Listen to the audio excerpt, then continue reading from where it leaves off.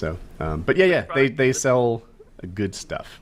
So, and my stylist was cool, so I like that too. You know what? We haven't talked about the Orlando thing on PKA.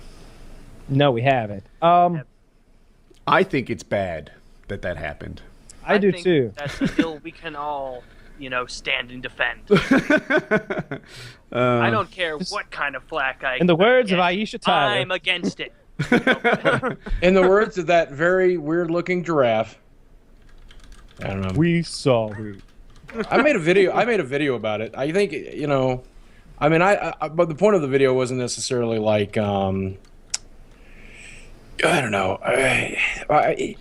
I guess you guys have dealt with this a lot too, so I've dealt with it a lot. You deal with crazy people doing this job, this entertainment thing, and you deal with people who make idle threats, and you make and a lot of people, this kind of got foreshadowed by the Orlando shooting, as it probably should be, but there was a young lady by the name of Christina Grimmie, who was a YouTuber, singer. She was on The Voice, and she was killed 3 days before by a crazy fan who, I guess, He knew the family, right? He was obsessed with her. Right. His thing was he had gotten. This is a thing I read today. He had gotten hair plugs and LASIK. These were all things that he had done in an effort to be better for her. His goal was to marry this woman, and he fantasized about her and idealized her, and she was his thing. And when she turned him down, I guess he shot her.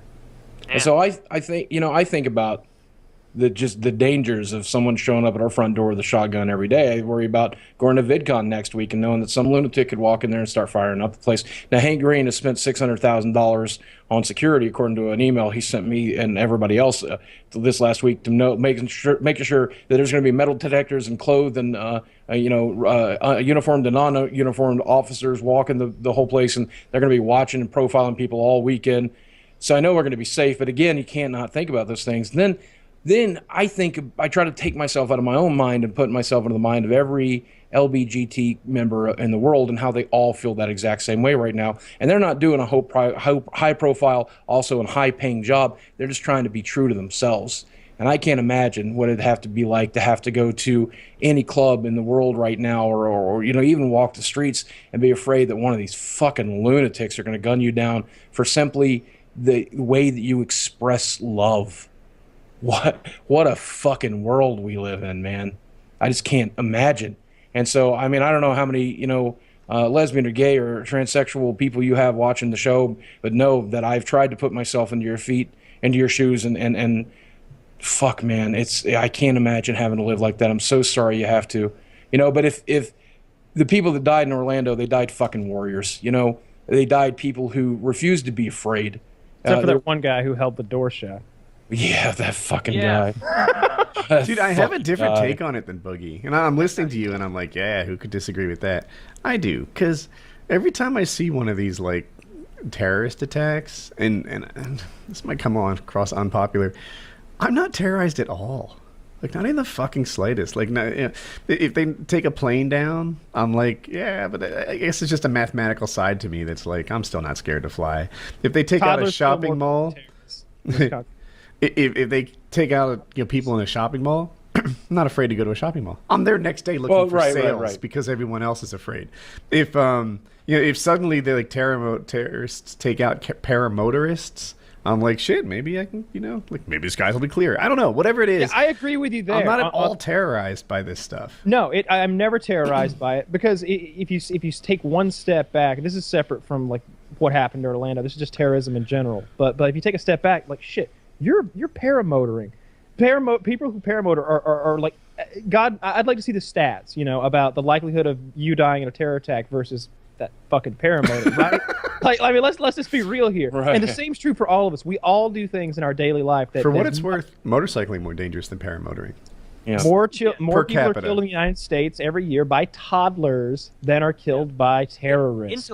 Intellectually... That might be different this year, though. It's been a rough year. Intellectually, everybody knows, when something shitty happens and a terrorist attacks, by numbers, it's not going to happen to you. What makes it upsetting to people is that it's not like dying in a paramotor crash where it's, you made a choice that put you up there and then something went wrong and you died. It's someone jumped in and ended your life for something. And even I don't know, it's kind of like when you're 16 or something and I was driving around recklessly, like in my head, it's like, I'm not going to die. That happens to other people. Other people get in stupid accidents. Other people get shot. Other people have to deal with natural disasters, not me. You know, it's kind of like that. Like, you don't get terrorized by it unless you're very easy to scare. Or I think part of it for me is that because I don't have like live TV, like there's no CNN in my life, no Fox, no MSNBC, whatever. Same. So that like stream of, oh my God, the horror, like people, like I don't know if there's videos of guys like screaming or like none of that happens to me. You know, I just sort of read on Yahoo what happened and say, that didn't scare me. You know, it happens with all kinds of stories, you know, celebrity deaths, whatever. Like it's when there's no television. Well, that's just your lack of empathy, though. That's a whole different. Yeah, maybe I'm a psycho, but they're like sociopath. Okay, right. So, but yeah, a lot of these things just don't hit home with me that much, and I think part of it is that there's no like anchor man on the edge of tears telling me the story. Yeah, I feel the same way, and you know what? I don't know if we have I feel like back in the day, like if Tom Brokaw broke down and told me something bad happened, I would get the feels a lot more than. I don't even know who. Who was like it? Would Brett Baer come on and tell me now? Like Anderson Cooper did do a 2-hour special in which he never mentioned the name of the person who did it, but read the name of every victim of that shooting, and he broke down in fucking tears to do it, man. I got to tell you, it's one of the most moving things I've ever saw. But if I can say, while I got the floor, let me go ahead and say, Woody's got the right idea. You know, with these little chicken shit pieces of shit, fucking psychotic, worthless, garbage humans decide that they not only are too fucking worthless to live in this world, but they want to take as many people out with them as they can. You know, they're fucking, don't live in fear of these people. That's what they want. They want to make you miserable. You know, you are happy. They want to make you unhappy because they are unhappy, and they want to kill people who are happy. And, you know, don't let them fucking rob you for a second of the joy that you find in this life. Don't let them force you to think twice about who and what you are. Don't ever let these fuckers dictate an action that you have, a thought that you have.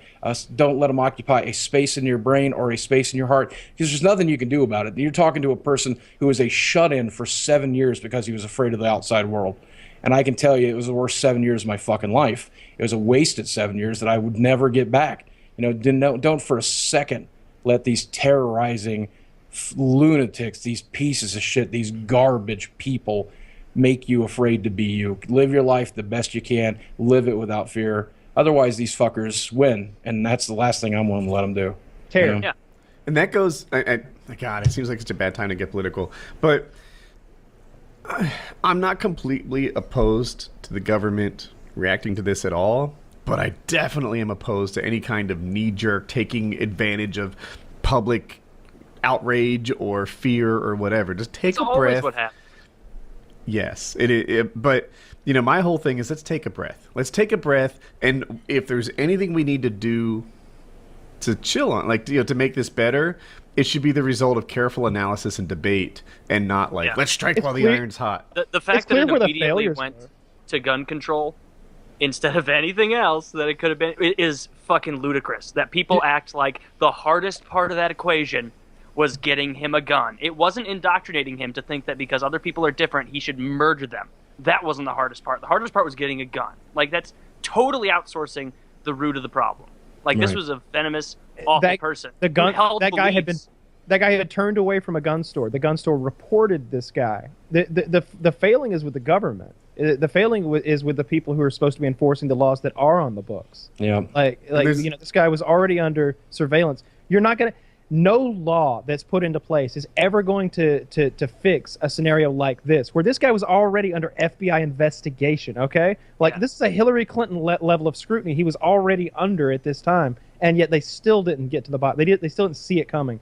So what kind of overreaching law is going to look into our hearts and souls and our emails and our text messages and be able to identify some random lone wolf out there who's been influenced by propaganda on the internet or whatever better than the situation we already had, where he's under an FBI investigation, he's being reported by people, he has a violent past, he's clearly someone who has access to weapons with a Class G weapons license, he's been under scrutiny, but he's passed it.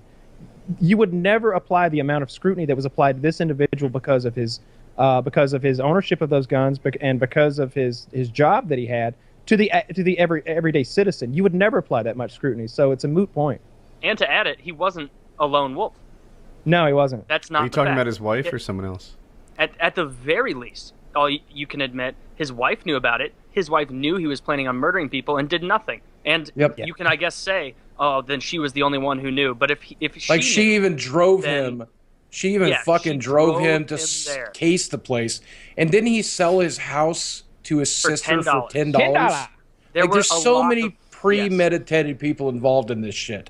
There were a lot of people in his immediate vicinity and his community who knew about this and did nothing. So to discount it as a lone wolf thing is just. And I think it goes back to the hatefulness of that religion, because maybe if they knew he was going to go shoot up I don't know, a playground, they would have came forward. But because he's casing a gay nightclub, they're like, I can't think of a group of people who need it more. $10 sounds fair, sure. I'm going to say about saying things like the hatefulness of that religion, because it. Why? I mean, is it not hateful? I would say always hateful. I will say that the majority of the Either people that practice that religion obviously practice it peacefully. I will also say that that's true of the Christian religion as well. And I would say, based on the shootings we've had, the 118 shootings we've had, the 118 mass shootings we've had in the country so far this year, it seems to be pretty on ratio for Christian shooters as it is Muslim shooters. I'm pretty sure a mass shooting is 2 people. Yeah, the whole mass shooting thing, I looked into the stats of that. They're saying that since Sandy Hook, there have been 998 mass shootings killing 1,100 people. If that's not manipulation, I don't know what is.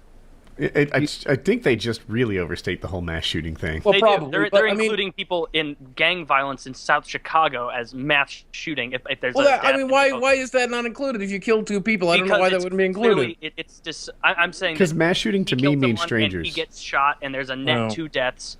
And to try and conflate that to someone premeditatedly going in and murdering people for their beliefs, sorry about that, that's not the same thing. Or even not for their beliefs. If you just decide that you're going to kill a lot of people today, and you go to a school or a mall or whatever, that's a mass shooting. They used to call it going postal. Yeah, right? Yep. But if you decide that you're in a turf war over who sells drugs on this corner to a rival gang, and you call that a mass shooting, then it's like no, you're a criminal. You're a gangster. Like that's a tool of the trade. Like you're out there shooting people sometimes. Yeah, you're not a madman who's unhinged and is trying to change the world or force his beliefs on everybody at the point of a gun. You're just trying to sell a little more crack, and this guy wants your corner. That's not a mass shooting. That's gun crime, sure. Yeah. But I'm there's not saying a whole lot it's more good. hammer crime. Like, I think you guys know that I lean pretty left, obviously, but these days I guess I'm a little closer to the middle because the left moved the goalpost a long fucking time ago. Oh, yeah. And let me just go ahead and say right here, right now, that I am not the kind of person that will ever condone or agree that it's important to say that Muslims are terrorists. I'll never say that, and I won't condone it, and I won't agree with it. What I will say is that this terrorist was a fucking Muslim. And why are we afraid to say that? Why are we afraid to say that this particular terrorist practiced the Muslim faith and called 911 before he did it and said that I'm doing this for ISIS and then hang up the fucking phone? Why are we afraid to say that? That is factual. That is true. That's the fucking truth. And I'm never going to lean so far fucking left that I refute the facts. Yeah. And that's what happened on Reddit, man. I don't know if you guys caught wind of that. Yeah, but the very first article that our news pointed towards the Muslim faith of this particular person was censored and continued to be censored because they don't want that to be part of the narrative. But that's the facts of it, dude. And I get that stupid people are then going to say that all Muslims are terrorists, and you don't want them saying that. And you especially don't want them saying that because that can make the situation worse because it's inflammatory. I get that. But to not acknowledge that this particular terrorist was Muslim and did it because he misconstrued his religion's teachings is lunacy. Just fucking lunacy, man. One of those leaders for ISIS has a PhD in religious studies, and I think he knows. Whenever they say that, this is not the religion of Islam, I'm like, who knows better, them or us? Why are we like if it was anything else, you'd be like, hey, how dare you label what their religion is about? You don't know.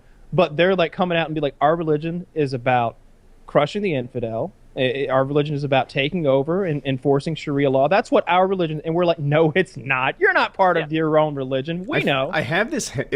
This might be ignorant to say, but bear with me.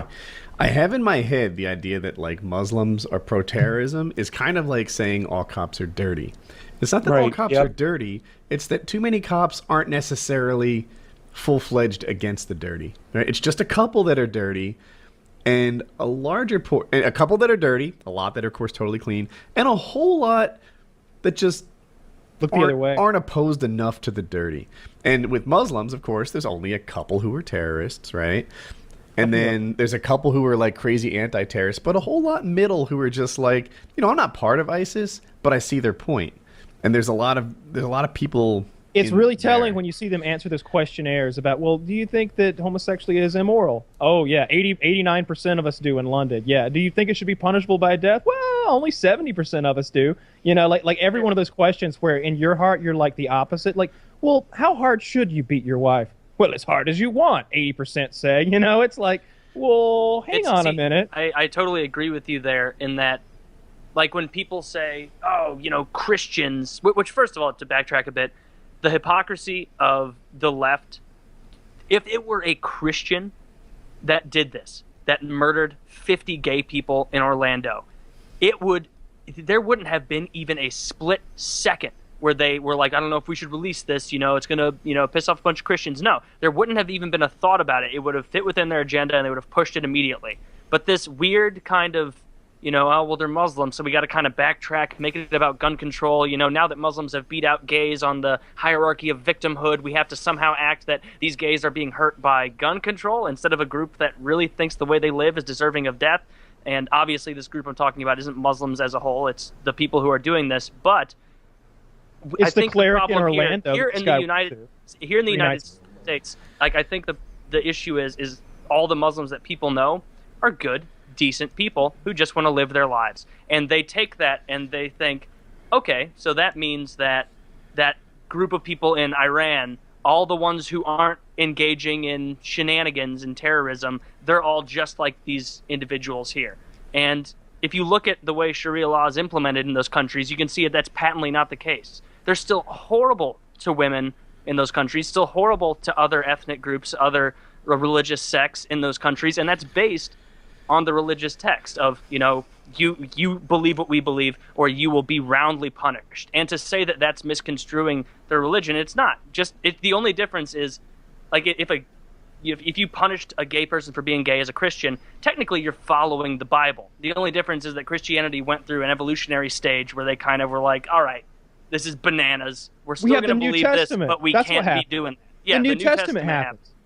Islam hasn't gone through that transformational stage to bring the religion to like where it's like, okay, we can all do what we want. We're going to live like this, as long as we're not keeping women down, not beating them, not punishing people for being raped. Like it's just a whole barrel of shit that no one wants to touch and pretend that it's a different problem entirely. And if you say this at all, people will immediately misconstrue what you say to either racism or saying that you're saying that everyone's like that. And then you're back to the starting block because you can't argue against that because it's an emotional... I think that all religions are bad. They're all bad, and they all the net effect is that all religions affect mankind poorly. And I think that the Muslim religion is one of the absolute worst and most destructive of religions.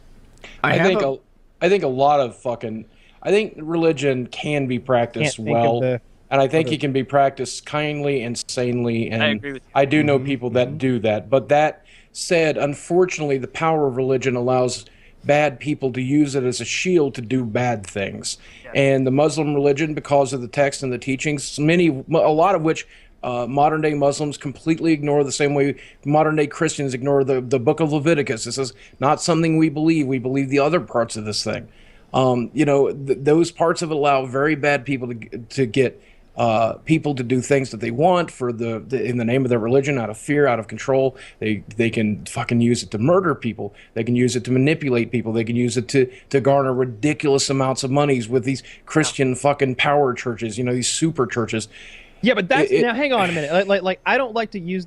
So that's a product of religion, but I don't think it's a. I think it's also a product of greed and modern society. That's less a downer on religion. I feel like the mega church. Like I think that's a lot of con men doing their own thing, and you can see that. Like if they weren't conning people in a church, they'd be running a pyramid scheme or something else. They'd be a confidence man of some kind. Like right, but then they'd have to pay taxes on that. They're currently tax-free as long as they're a church. I have that's why it plays right into their video scheme. I want to watch that's relevant to this. Can we queue up at 0, please? Yeah. Is everybody ready? Yes, ready? I am. All right. Good to go. Let me just center this on screen.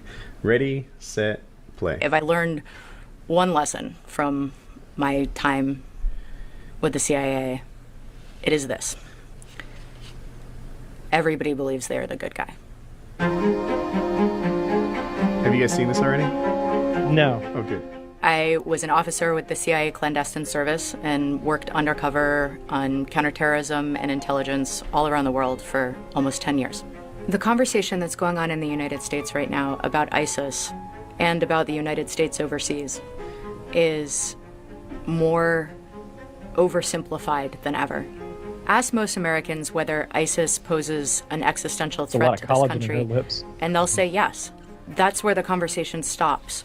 If you're walking down the street in Iraq or Syria and ask anybody why America dropped bombs, you get, they were waging war on Islam. And you walk in America and you ask, why were we attacked on 9/11? And you get, they hate us because we're free. Those are stories manufactured by a really small number of people on both sides who amass a great deal of power and wealth by convincing the rest of us to keep killing each other. I think the question we need to be asking as Americans examining our foreign policy is whether or not we're pouring kerosene on a candle.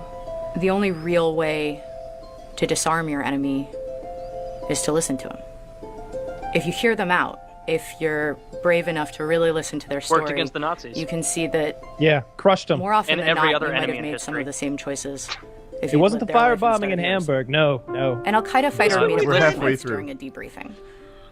He said all these movies that America makes, like Independence Day and Hunger Games and Star Wars, they're all about a small, scrappy band of rebels who will do anything in their power with the limited resources available to them to expel an outside, technologically advanced invader. And what you don't realize, he said, is that to us, to the rest of the world, you are the Empire, and we are Luke and Han. You are the aliens, and we are Will Smith. But the truth is, when you talk to the people who are really fighting on the ground, on both sides, and ask them why they're there, they answer with hopes for their children, specific policies that they think are cruel or unfair. And And the right to have a while child it may sex be slave. easier to dismiss your enemy as evil, hearing them out on policy concerns is actually an amazing thing, because as long as your enemy is a subhuman psychopath that's going to attack you no matter what you do, this never ends. But if your enemy is a policy, however complicated, that we can work with. Yeah. Oh, totally right. See, when they say I should be able to beat my wife and she should be totally subservient to me and I should be able to cut off my daughter's clit and I should be able to do this, that, and the other, kill someone for apostasy, leaving the religion, we should say, tell me more.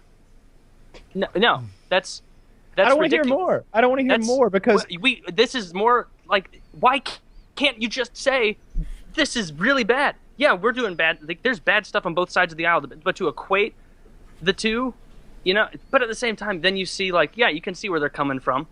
some like, of them, you can see how of them, someone yeah. could be manipulated into fighting. Absolutely. Absolutely. But when you hear about the atrocities and the evil and the greed that's really fueling ISIS, because that's what it's about. It's about money, power, and sex. Like these guys they're conquerors. They're conquering territory, land. It's an old school kind of war that the United States hasn't fought for fucking generations. They are conquering and taking. Like they want these human sex slaves. They're just going through towns, raping women, killing children. Like, we've all seen the videos This is of them Genghis just Khan lining shit. other people They up. crucify Just people. lining They people burn up them and alive. They burn- drown them. I've watched them line people up and shoot them in the head, and I mean a dozen of them at the time. So there's upsetting. blood soaking the ground. I've watched them cut dozens of people's heads off. They sawing them off. Now this is propaganda, but it's their propaganda. It's what they want us to know about them. And it's not like all this stuff that we're talking about is coming from that one source. There's dozens and dozens of news reports. We read it all the time about the Yazidi women, or I think that's how you pronounce it, which is a sect of Christianity that's very small in that region of the world, and they're just captured, they're enslaved, they're raped, and if they don't do what they're told, they're murdered. It's funny because I expected this video to make everyone kind of backtrack and say, you know what? Yeah, I guess we should listen. After hearing you, I'm like, you know what? I've seen those videos too. Like, they really do go into a town. They really do, like, enslave and rape and just kill anyone who might turn into a competitor or they're a the bad problem guys down from the Game road. of Thrones. Yeah, and they really do, like, okay, like, every man who's of, like, fighting age who's not already on our team just gets shot in the back of the head. And I've seen it, and it's like, I am an internet veteran of gore and horrible stuff, and I see, like, 36 people where life is just completely removed from them with the bullet. So, bang, bang, bang, bang. Clearly, to a lot of Muslims, ISIS is also the bad guy. They're also the shitty, awful bad guy to a lot of them. So to try this whole listen thing, like, yeah, that sounds really sweet when you put the music behind it and you have her gently talking to you as they selectively chose the most attractive former agent. A lot of collagen in there, not manipulative at all. I'm an idiot. I bought a hook, line, and sinker. Oh, you just need to listen. No, that hasn't named one war where that has worked. And let me play. It would have worked. World War I would have went better if we'd all slowed down and listened. You know, those guys were all cousins. I didn't know that till I read it on Reddit. Let me play devil's advocate for just a minute, France. if that's okay. Yeah, go ahead, Buggy. Let him go. There's a certain... Okay, I think... I want to say this very correctly because I feel like I'm going to get quoted on it at some point. You're going to be misquoted. Carry on. I think there's a certain romantic ideal behind, you know, we could just talk to our enemy and that's going to be fine. But with the atrocities that we've already committed in the Middle East and the atrocities that they've committed towards us, I don't think talking's much of an option anymore.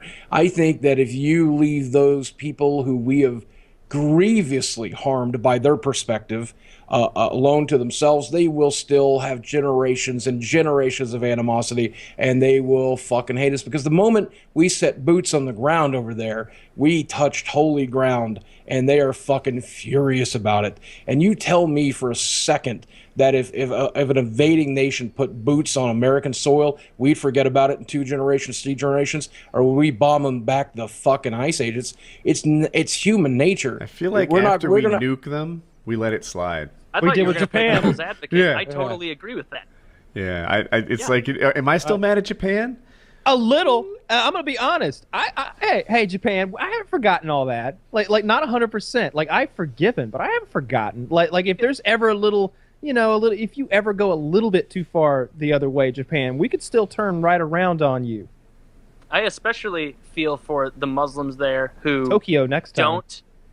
They're not complicit in these actions, these awful, habits or whatever. They're not encouraging. They don't want this to happen. They're reasonable people. Those people, I really, really understand them being pissed and being like, God damn it! Like, I didn't even fucking do anything. Well, I wouldn't say that. Actually just living. I'm not talking about ISIS. I'm just talking about normal Muslims over there who aren't complicit in those actions and who actively, the ones that are getting fucking murdered, the ones who are standing up saying you shouldn't be doing this. Like, I can understand totally those families being like... And imagine the fucking people over there who disagree with the extremists, because there's always going to be those people in that nation, and they get family members drafted. If this guy doesn't fight for us, we will fucking murder him. Give us your resources, give us your home, give us fucking shelter. That's been going on in Africa for a generation, Just imagine. Sweeping in, chopping hands off, and I'm a bleeding heart, man. I am always going to be a bleeding heart. My heart goes out to those people. But this is such a complicated fucking... The solution isn't hugs, guys. I mean... Fanatics. You can't negotiate with fanatics. I don't think the solution is nuke it to glass either. I think it probably lies somewhere in the middle. But every time I see somebody say, well, let's just hug them until it's better... Yeah. Man, I'm sorry, it's not going to work. They're not in a hugging mood. They're not in a hugging mood right now. Not after we've invaded their fucking nation for the last 20 years. They're not in a hugging mood anymore, okay? And you can't reason and just listen to someone who literally believes that it is the word of God that is dictating their actions. They're not going to listen to you over that. If they truly believe that, they've already been sold what they need to be sold to continue to do that. Like, you're not going to change that mind. Imagine that. Put yourself in those shoes, and like, if I truly believed that I was a warrior of God, and that there was a group of people out there who were my God's enemies, like, nothing would stop me, or no, like, I wouldn't cower at a civilian target, or using a plane or an explosive or a weapon of any kind. I'd do anything if that's what I truly believed. That I'm going to go be a holy warrior and my death will be glorious, and then I'm going to an afterlife where the creator of the universe is going to be like, nice one, Kyle, nicely done. You get that planet now in the universe. Like, if I believe that, nothing's going to stop me, and I'm not listening to any negotiations from you. And if I can get one more thing off my chest while we're talking about this, by the way, now, of course, E3 was this last weekend, and we had that shooting the day before E3, and all of these fucking publications, and you know who you are. I'm going to call some of them out by name: Polygon, Verge, you fuckers. Start connecting that violence with video game violence, like Call of Duty and Battlefield 1, and they're saying things like E3 goes on as usual with all the violent video games and expressions of fucking violence, and the day after this fucking mass shooting. If I could reach through the internet and slap the authors of those fucking articles, I would have. And if I meet you in person, I recommend you walk the other way, because I'm not